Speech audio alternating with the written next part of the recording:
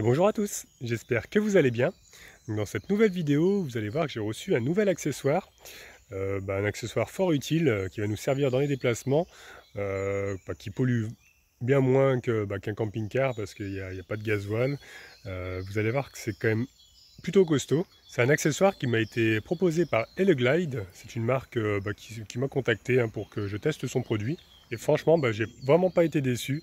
Donc je vous laisse découvrir de quoi il s'agit dans cette nouvelle vidéo. J'allais oublier avant de commencer la vidéo, je ne savais pas quand j'ai tourné ces images qu'il y avait une réglementation au niveau de ces appareils. C'est bridé normalement à 25 km/h. Donc moi je l'avais reçu débridé. Et en fin de vidéo, je vous explique comment faire pour la brider, parce que j'ai trouvé sur internet en cherchant un peu comment faire. Donc voilà, petite parenthèse avant de commencer. Par contre, je vous rassure, j'ai pas les dents vertes, parce que je viens de voir en fait que quand j'ai filmé, je sais pas, je pense qu'avec tout le verre qu'il y a autour de moi, le téléphone il sature, il me met les dents vertes. Mais je vous rassure, elles sont blanches. Bon, aujourd'hui, ça y est, j'ai récupéré le colis, qui est vraiment très très grand, et il pèse super lourd. Je crois que ça fait à peu près 30 kilos. Donc on va déjà déballer ça et virer tous les cartons parce que là, je pense qu'ils ont mis quand même pas mal d'emballage. Là, ça a l'air vraiment bien renforcé en tout cas. Donc, je vais le mettre sur la table, ce sera plus facile. Il faut dire que ça pèse. Wow. Je ne sais pas si je vais y arriver. Ah, c'est bon. J'espère que la tête ne va pas lâcher. Hop. Et hop.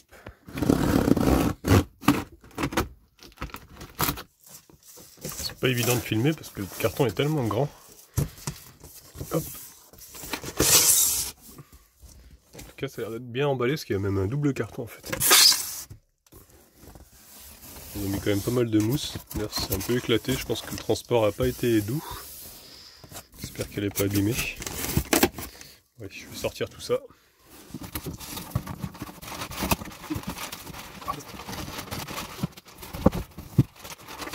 Bon, j'ai réussi à la sortir. Je crois que j'ai rien oublié. Bon, je crois que c'est la notice et les outils. Et elle fait son poids. Franchement, c'est lourd, c'est du lourd. Donc là, apparemment, ce serait le chargeur. 54 volts, 2 ampères. Et là, c'est la notice avec les outils. Donc, parce que apparemment le guidon n'est pas monté, donc il faut monter le guidon. Donc, je vais déballer tout ça. Donc voici le guidon. Donc il est pas pliable. Il y a vraiment des protections de partout. Hein. C'est quand même bien protégé pour le transport.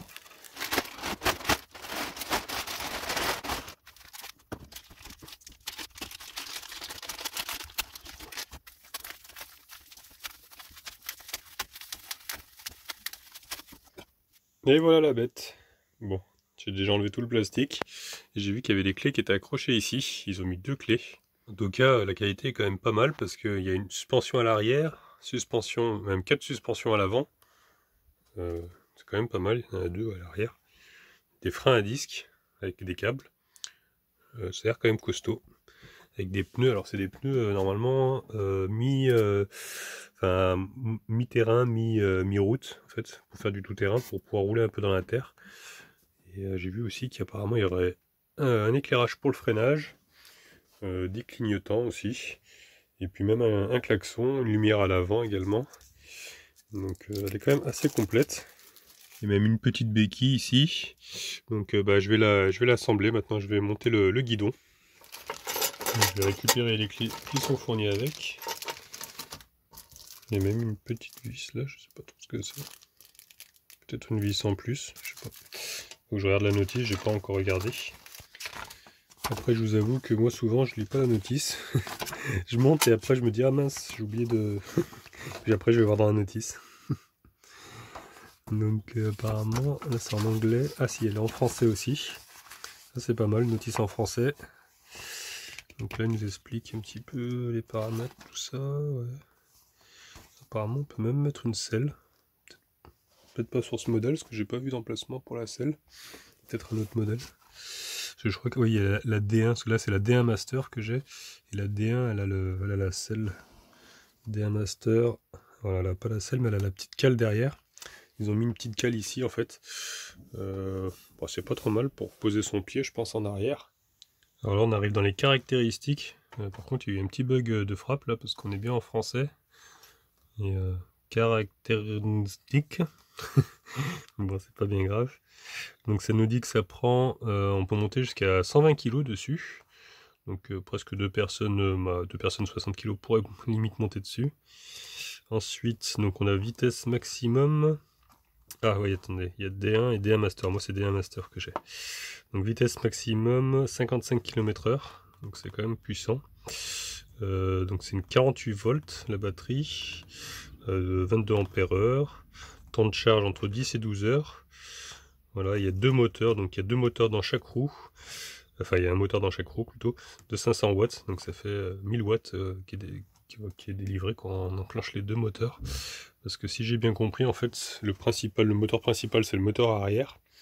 Et quand on veut passer en vitesse maximum, il y a le moteur avant qui s'enclenche. Bon, ça n'a pas l'air bien compliqué, je pense que je vais y arriver. Alors, première étape, ce que je vais faire, c'est que je vais la mettre déjà au sol et je vais essayer de la déplier, parce qu'elle est pliable, hein, il y a un système de rabattement. Donc là, voilà au sol. Donc apparemment, il y a une petite poignée à tirer là. Donc je vais avoir besoin de mes deux mains pour la déplier. Alors, hop. Voilà. C'est comme ça. Et après, il faut clipser.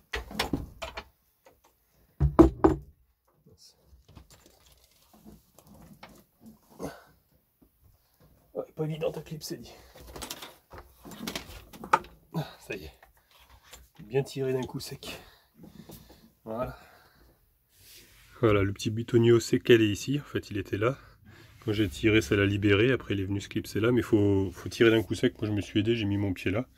Et j'ai tiré un coup sec et ça a été. Donc maintenant, il va falloir mettre le guidon. Donc apparemment, il y a le tube là. Ah, je crois qu'il y a un cache. Ah voilà, il faut enlever ça à mon avis. Parce que là, il y a une épaisseur. Je sais pas si vous allez voir. Voilà. Il y a une épaisseur en plus, il faut enlever ça pour pouvoir passer le guidon.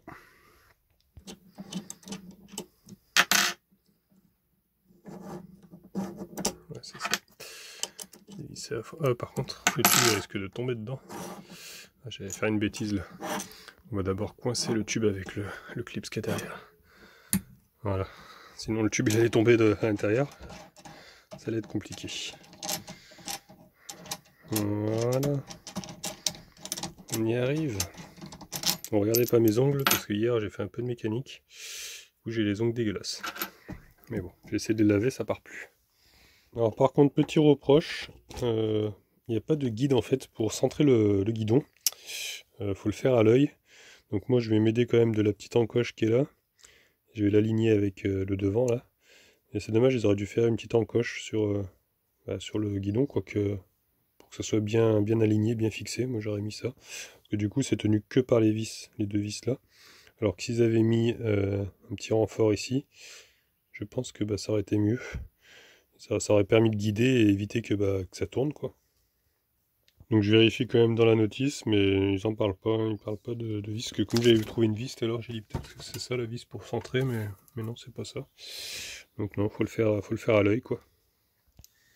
Donc je vais déjà remettre hop, le petit cache qui va au-dessus. Et puis ensuite je vais plaquer ça, enfin le guidon, hop, sur la butée. Je remets le petit cache là qu'ils ont mis pour éviter que l'humidité rentre dedans, je pense. Et maintenant, plus qu'à soulever ça, hop, et à le visser bien droit. Donc voilà, comme je vous disais, je me suis aidé de la petite fente qui est au milieu là, qui est bien centrée. Et comme ça, j'ai mis en face en fait des vis. J'ai mis bien au milieu quoi. Apparemment, il est assez bien centré. Donc maintenant, je vais bien serrer pour pas qu'il tourne en roulant. Ce serait dommage. Donc correction, du coup, j'ai dû le faire à l'œil parce que c'était pas tout à fait droit. Donc je me suis mis comme ça, j'ai regardé bien à l'œil et j'ai resserré. Et je me suis rendu compte également là que ça, par contre, ce n'était pas bien serré non plus. Donc faut le serrer aussi. C'est vraiment juste prémonté. Donc ça, je vais le serrer. Ce qui est pas mal, c'est qu'il y a quand même un réglage ici là. On peut régler l'inclinaison de la poignée, parce que la poignée est un petit peu torsadée comme ça. J'ai vu qu'il y avait ça aussi qui n'était pas fixé, cette poignée là non plus. Donc je vais serrer tout ça. Celle-ci est déjà fixée. Bizarrement, il n'y a que le côté droit qui est pas fixé. Donc allez, c'est parti pour le serrage.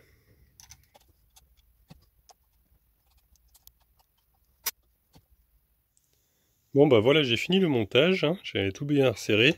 J'ai incliné un petit peu plus les poignets, parce que moi je préfère un peu avoir les freins comme ça, que droit, comme ça j'aime pas trop. Donc là c'est plutôt pas mal. Donc écoutez, je pense qu'on va mettre les clés maintenant. C'est quoi, c'est un plastique ça? Ouais, c'est une protection, ça va être pour l'affichage de la vitesse. Hop. Donc on va essayer, on va l'allumer. Alors, qu'est-ce que ça nous dit ça? Ah, c'est la batterie peut-être ça. Ok, on va allumer. Voilà, 0 km. Il y a même un compteur, on dirait comme sur une voiture ou sur un scooter. Kilométrage, la batterie, apparemment elle est chargée à un peu plus de la moitié. Ça doit être le voltage de la batterie, je pense. Donc voilà. Après il y a plusieurs modes. Ah ouais, d'accord, c'est pour la vitesse. Donc il y a 3 modes normalement. Première vitesse, je crois que c'est 25 km/h, ou 20 ou 25 km/h. Après c'est 35 et après c'est 55. Normalement c'est ça. Et je crois qu'il y a un bouton de boost ici. C'est ça qui enclenche le deuxième moteur. Si je dis pas de bêtises, il faut que je fasse encore des essais sur la route. Là j'ai pas encore essayé, je vais juste de la déballer. Donc je pense qu'on va essayer ça après. Trip. Ah c'est quand même pas mal, hein. Il y a même il y a l'heure. D'accord, ça je sais pas, c'est une erreur. Kilométrage, ça c'est kilométrage total.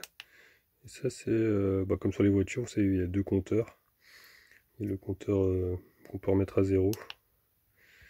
C'est vraiment presque un scooter le truc, hein. Impressionnant. Et donc de ce côté-ci, il y a la lumière. Hop. Donc voilà, l'éclairage avant. Encore il se demande ce qui se passe, que c'est cet engin. Il y a des lumières sur les côtés même. Ça c'est quand même pas mal. Alors normalement si je freine, voilà, si je freine avec la poignée ici, ça s'éclaire. Donc ça c'est pas mal quand même, hein. Il y a un frein. Et j'ai vu qu'il y avait des clignotants aussi. Couper la lumière. Là il y a un petit bouton pour les clignotants. Effectivement, il y en a un devant et un derrière. Hop, de l'autre côté. Voilà, ça fonctionne. Et avec l'éclairage, voir ce que ça donne. On le voit presque plus par contre. Ouais. On le voit un peu, mais c'est vrai qu'avec l'éclairage, on le voit un petit peu moins bien. Après ici, un petit klaxon. Qu'est-ce que c'est, Volcor? Petit klaxon, c'est quand même pas mal, hein. Il faut que je vérifie quand même la pression des pneus. Voir un petit peu, il faut que je regarde à combien il faut les gonfler. Voir s'ils sont assez gonflés, parce que comme bon, il y a le transport et tout, ils sont peut-être pas bien gonflés. Et d'après ce que j'ai compris, en fait, on peut pas accélérer comme ça. Il y a une sécurité, quoi, elle s'enclenche pas. Il faut lancer un petit peu avec son pied, et ensuite on peut accélérer, et puis là, elle part. Donc on va essayer ça prochainement, hein. Parce que d'abord, il faut que je jette tous ces cartons là. Parce que là, je suis vraiment envahi. Il faut que je regarde aussi un endroit où je vais pouvoir la ranger dans le camping-car. Je vais sortir le chargeur quand même pour voir comment il est. 10 statuts, donc ça doit clignoter rouge quand ça charge et vert quand c'est OK. Donc je pense que je vais la mettre à charger à fond déjà. Il me semble qu'il faut la charger à fond. Il faut mieux charger à fond au début. Comme ça me laissera le temps de tout ranger, tout ce bazar. Et puis on essaiera ça plus tard. En tout cas, pour la plier, ça se déplie super bien, hein. Franchement, j'ai juste tiré sur la petite languette là, et puis c'est venu tout seul. Et je viens de voir que donc le chargeur se branche ici en fait. Il y a un petit emplacement là, hop, qui est apparemment assez étanche. Ils ont mis une petit plastique quoi, qui vient boucher le trou. Donc les pneus, eux, ils sont normalement gonflés à 50 PSI. Alors je sais pas du tout, je sais pas du tout en bar ce que ça donne, parce que moi mon gonfleur est en bar, je vais convertir, je vais regarder sur internet. Donc je viens de regarder, en fait ça équivaut à peu près 3 bar 5, 3 bar 4, 3 bar 5, donc je pense que je vais gonfler ça. Et puis on va vérifier quoi, que ce soit bien cette pression là, parce que ils m'ont l'air un petit peu, quoique, ouais, ça a l'air d'aller quand même. On va quand même vérifier pour être sûr. Parce que normalement, j'ai mon petit gonfleur, par contre je l'avais cassé l'autre jour. L'allume-cigare ne fonctionnait plus. Mais normalement, j'ai quand même mon petit cadran. Et je vais pouvoir, avec ça, regarder la pression si elle est bonne ou pas. Et puis sinon, bah, faudrait que je le répare ce gonfleur. Parce que, en fait, ce qui s'est passé, vous voyez, j'ai plus que les fils en fait. Je peux brancher sur une batterie comme ça. La dernière fois, ce que j'avais fait, j'avais branché directement sur la batterie l'Écosse. Mais il faudrait que je remette un allume-cigare en fait. L'autre avait cramé. Donc allez, on va vérifier ça. Hop. Je suis plus en train de dégonfler qu'autre chose moi. Bon, ça y est. J'ai réussi à le brancher. Ah ouais, effectivement, c'est pas assez gonflé. Hein. On a à peine, même pas une barre, là. 500 grammes. Donc là, il va falloir que je les regonfle. Et en fait, je me suis rendu compte que mon gonfleur est en PSI aussi. Donc vous voyez, 40, donc 50 serait ici. Ouais, c'est ça, à peu près 3 barres 5. Vous savez, j'ai les embouts comme ça là pour EcoFlow. J'ai vu que c'était marqué plus et moins ici. Donc je vais raccorder mon gonfleur dessus. Et comme ça, bah, j'aurai l'allume-cigare. Je pourrais utiliser le bout de l'allume-cigare parce que c'est du gros fil ça. Voilà mon petit système, hein. J'ai mis les câbles dedans. Et hop, j'ai branché du coup à ma prise allume-cigare qui est dans ma capucine. Et normalement, ça devrait fonctionner. On va le démarrer. Où c'est qu'il est le bouton?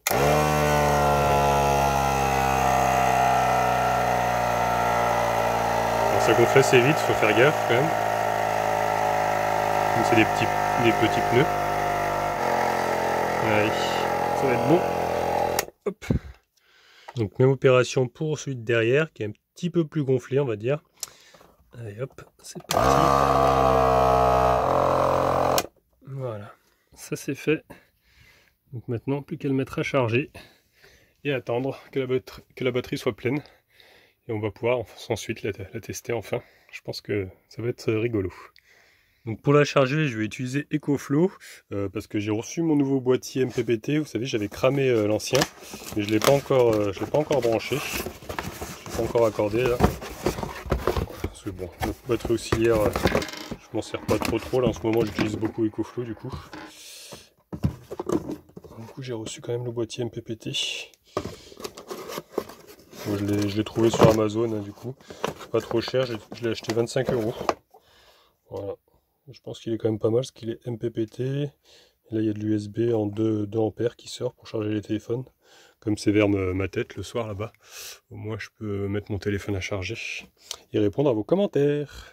Voilà, donc ça, installation prochainement. Donc allumage de l'EcoFlow. Hop, maintenant on va brancher donc, le chargeur. Donc voilà, le chargeur est allumé en vert. Donc maintenant je vais le raccorder donc, à la prise.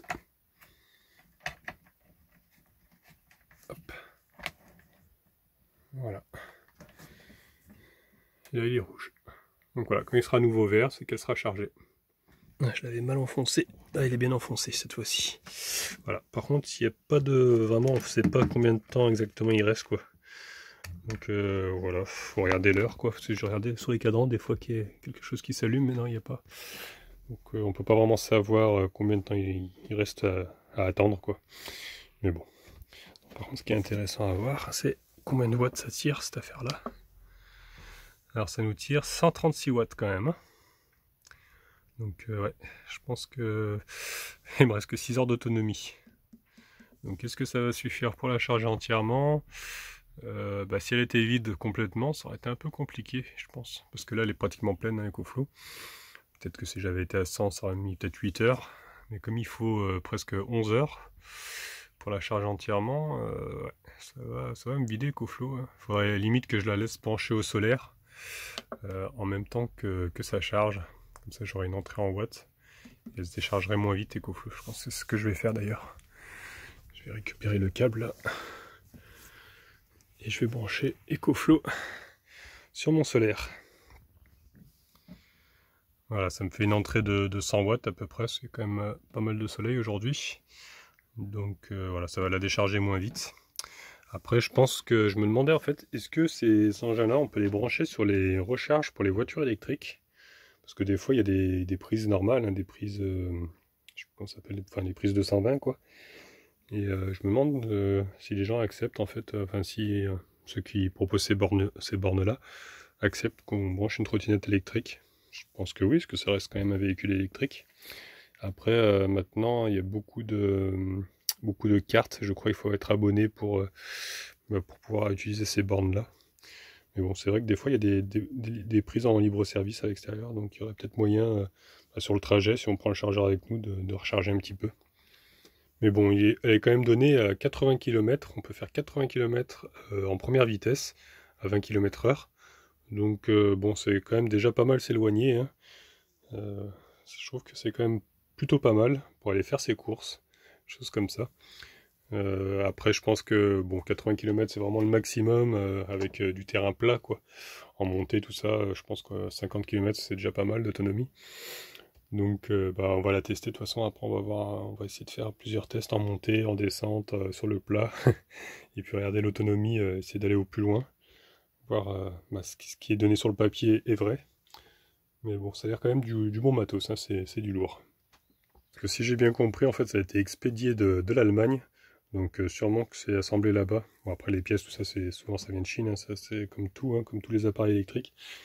Mais je pense qu'il y a quand même des pièces allemandes. Donc ça a l'air quand même costaud.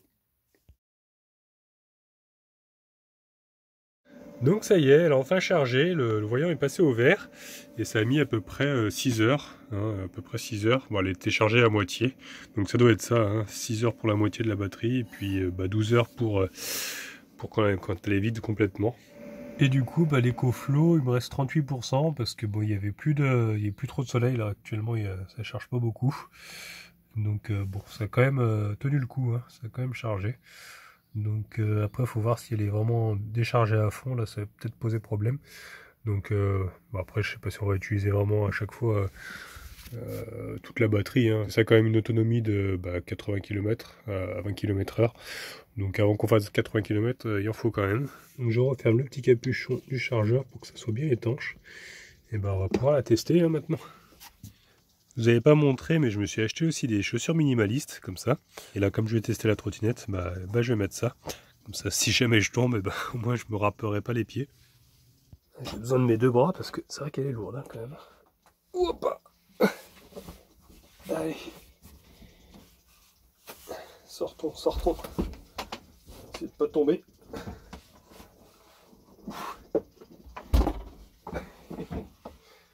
Oh, le poids qu'elle fait. Pendant ce temps-là, Nani est en train de faire la sieste, ainsi que Falcor. Hein, ouais. Donc je vais faire un petit essai juste sur le parking déjà pour voir si elle démarre, si elle fonctionne. Donc je vais avoir besoin de ma caméraman, s'il vous plaît. Je suis là, monsieur. Donc j'ai récupéré la clé. Allez, contact. Ah, il ne se passe rien. Ah si, je voyais pas avec la lumière. On a 54 quand même. Donc allumage ici. Ah mais si, la lumière, je vois rien. C'est vrai que quand il y a du soleil, on voit pas grand chose. Hein. Donc là on est en mode 1. Bon bah je vais essayer. Je mets pas le casque. Oui, t'as pas mis ton casque, hein, ouais, c'est pas bien. Je le mets, moi je vais juste sur le parking. Je vais pas aller à 55 km/h. Oui, enfin, tu me diras après le cimetière est à côté, au pied. On va dire ça.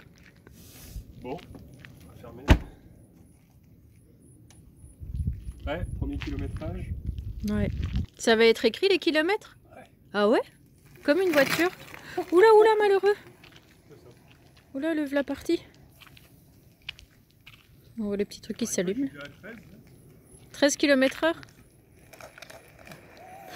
Ah bah attends, j'ai mis les doubles moteurs. Oh, ah oui. Oula. Poète. Au moins le klaxon il fonctionne, c'est déjà ça. J'ai mis les deux moteurs, je m'étonne que ça pousse. Mais même là, ça pousse.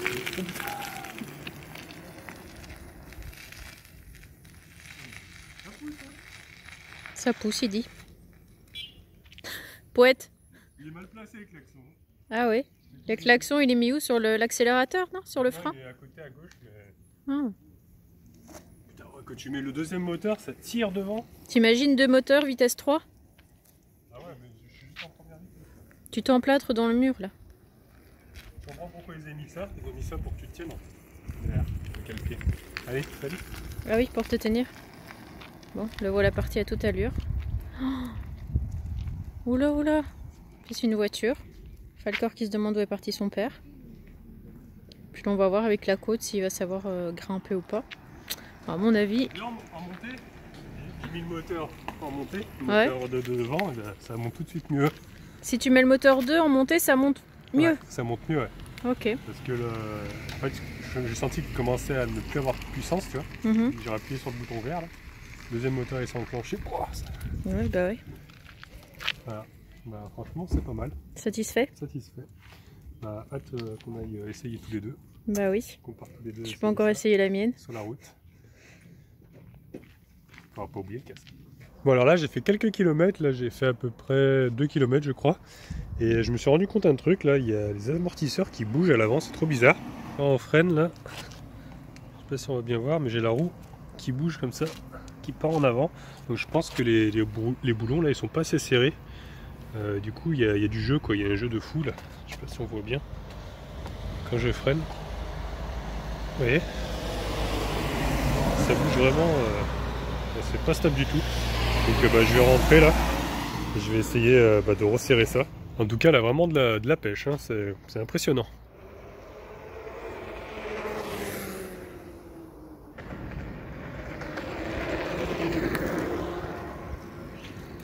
Bon, me voilà de retour au camping-car. Par contre, les poignées, c'est un peu dégueu parce que ça fait plein de poussière comme ça là. Je sais pas si c'est parce que c'est neuf. Et donc, je vais regarder pour ce problème d'amortisseur là qui est pas serré. Parce que là, ça bouge dans tous les sens. Donc, je pense qu'ils ont pas assez serré les boulons. Donc, je vais prendre une clé. Donc, j'ai trouvé la bonne clé, c'est du 19. Et effectivement, c'est pas du tout serré. Donc, pas étonnant.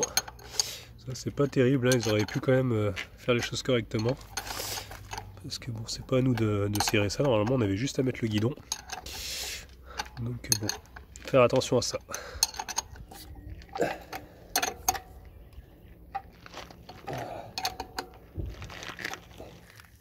Du coup, j'ai même vérifié la roue et celle-ci manquait un petit peu aussi. Donc j'ai resserré un peu. Je vais vérifier un petit peu tout. Hein. L'arrière, ça a l'air d'aller. L'amortisseur arrière ont l'air d'être serré. Je vais quand même prendre la clé pour vérifier. Ça, c'est une clé Allen. Moi, j'ai bien fait de vérifier parce que celle-ci manquait un petit peu. Celle d'en haut, ça a l'air d'aller. J'ai vérifié le frein c'est bon. Je vais vérifier un petit peu tout hein, comme ça. Je suis sûr. Ça, c'est serré. Ça aussi, ça a l'air d'aller. Le reste, ça a l'air d'aller. J'avais resserré aussi la lampe parce que la lampe était desserrée. Donc, bon, je pense que ça devrait être bon. Avant de repartir, je vais prendre mes lunettes parce qu'avec le vent, je vous dis pas, ça me fait pleurer quasiment. tellement elle va vite. Donc allez, c'est reparti et je vais essayer d'aller un petit peu dans la terre, voir un peu ce que ça donne. Si j'arrive à l'allumer. Voilà. Alors par contre, filmer et conduire en même temps, c'est impossible parce qu'on a vraiment besoin des deux bras. Mais en tout cas, je peux vous dire que ça va beaucoup mieux avec les amortisseurs serrés. Il n'y a plus du tout de jeu, donc là c'est impeccable quand je freine, tout ça. Donc je pense que ça va bien donner.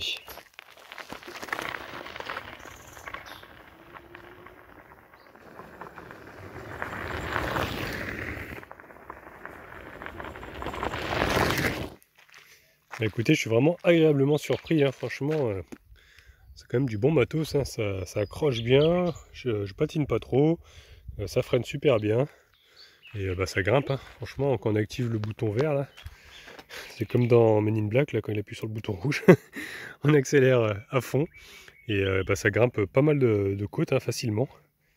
Là, je me suis arrêté un petit peu pour vous montrer la vue. Regardez un petit peu, on voit la mer là-bas. Je suis parti de là-bas, j'ai fait toute la piste là, tout le petit chemin. Et franchement, c'est plutôt pas mal. Hein. Franchement, j'ai l'impression d'être sur une motocross. ça saute dans tous les sens avec les trous, tout ça, avec les cailloux. Regardez comme c'est calme ici en tout cas. Magnifique. Bon, allez, je vais continuer. Je sais pas jusqu'où je vais aller, mais en tout cas, la batterie a l'air de tenir. Là, j'ai fait déjà 10 km et la batterie est encore pleine. Alors, pourtant, je suis en mode 3. Hein. J'ai même mis le turbo là. Parce qu'en montée, ça a quand même besoin de mettre le turbo, d'avoir les deux roues motrices. Mais ça grimpe vraiment comme si c'était du plat, quoi. C'est impressionnant.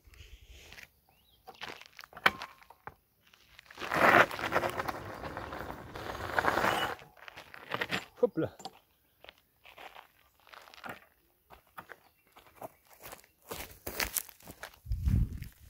C'est encore plus beau ici, regardez. Il y a une sacrée villa là, ici. Ils sont bien tranquilles, hein. Personne pour les embêter.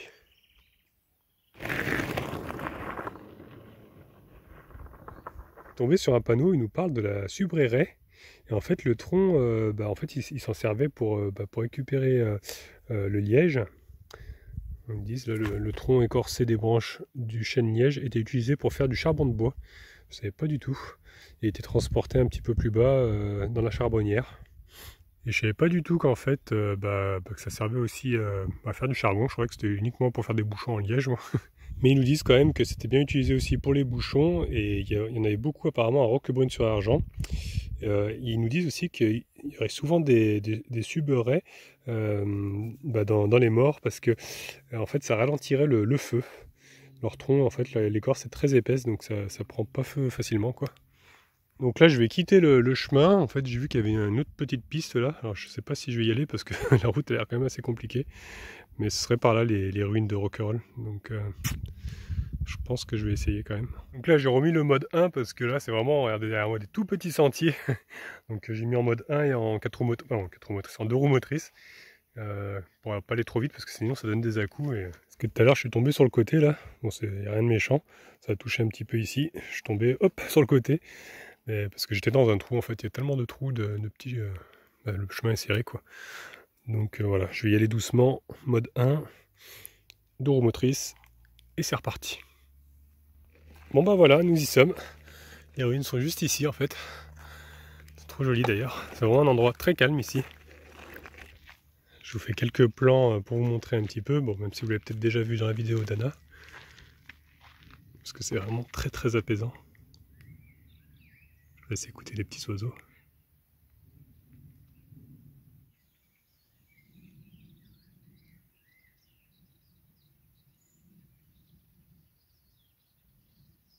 Donc il y avait plusieurs habitations ici, et ça a été incendié en 1923, et depuis c'est abandonné. Il y a eu un gros incendie ici. Donc voilà, il y a plein d'oliviers aussi.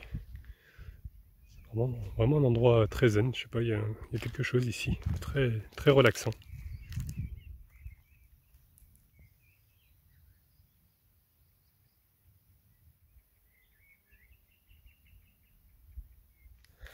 Bon bah maintenant on va redescendre.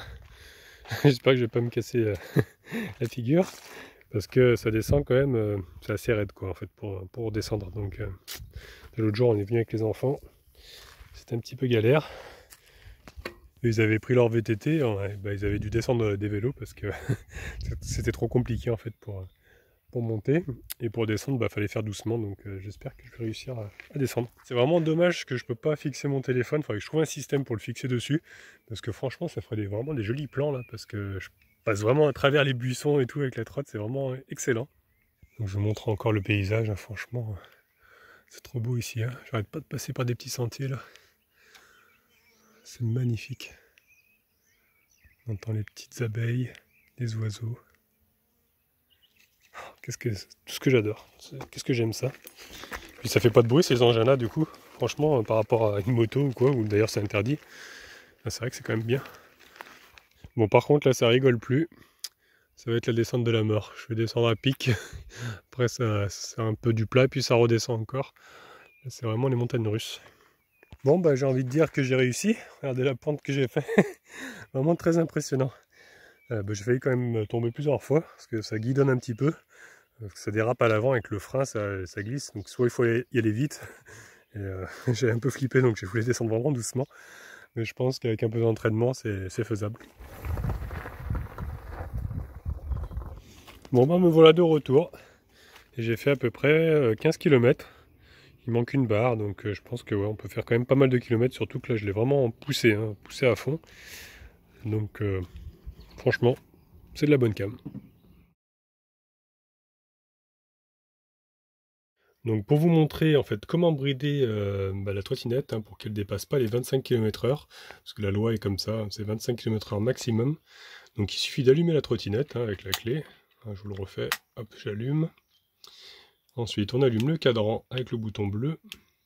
Restons appuyés quelques secondes, voilà. Ensuite, il faut appuyer sur les deux boutons en même temps. Voilà, là on rentre dans le sous-menu où il y a plusieurs modes. Donc on navigue avec le bouton bleu. Voilà, donc il y a plusieurs modes, ça ne faut pas y toucher. Hein. Il y a plusieurs programmations. Nous, ce qui nous intéresse, c'est le P15. Et donc le P15, normalement, il est en fait, on peut modifier là, avec le bouton mode. Une fois qu'on appuie une fois, on peut soit augmenter, soit baisser. Et d'origine, eh bien, il est à 100%. Donc moi, je l'ai baissé, en fait. Voilà, hop, avec les boutons, on peut baisser. Là, ça augmente. Là, on baisse. Et je l'ai mis donc à 24%. Et on mémorise avec mode en restant appuyé dessus. Voilà, donc il faut mettre 24%. En fait, c'est la puissance du moteur. Donc voilà, là, j'utilise plus que 24% du moteur. Et maintenant, bah, elle sera bridée à 25 en mode 3. Donc là, il va ressortir. Voilà, donc là, je suis en mode 1. Donc là, je l'ai rehaussé hein, pour vous montrer. Je l'ai calé avec ma poubelle. Donc là, j'ai fait tourner la roue. Je l'ai lancé. Donc en mode 1, je suis à 13 km/h. Mode 2, 19. Et mode 3, 25 km/h. Donc voilà, là, elle est bridée. Elle est bridée à 25. Donc voilà. Au moins, on est tranquille au niveau de la loi. Même si on se fait contrôler, et bah, la trottinette est bridée. Parce qu'il faut qu'elle soit bridée à 25. Voilà, c'est tout pour aujourd'hui, donc j'espère que cette vidéo vous aura quand même plu. Bon, c'est un petit peu différent que d'habitude, là c'était vraiment le test du produit. Mais franchement, bah, j'en suis vraiment pas déçu. Hein. Franchement, c'est le top. Donc si jamais vous êtes intéressé par ce produit, je vous invite à aller dans la description juste en bas. Donc je vous mettrai le lien avec le code promo, tout ce qu'il faut si vous voulez l'acheter, si ça vous intéresse. Il n'y a pas d'obligation, hein. C'est uniquement si ça vous intéresse. En tout cas, si la vidéo d'aujourd'hui vous a plu, je vous laisse mettre un petit pouce bleu. Vous pouvez laisser des commentaires aussi. Si vous n'êtes pas encore abonné, abonnez-vous, comme ça vous verrez la suite. Et au cas où on ne se reverrait pas d'ici là, je vous souhaite une bonne soirée et une excellente nuit.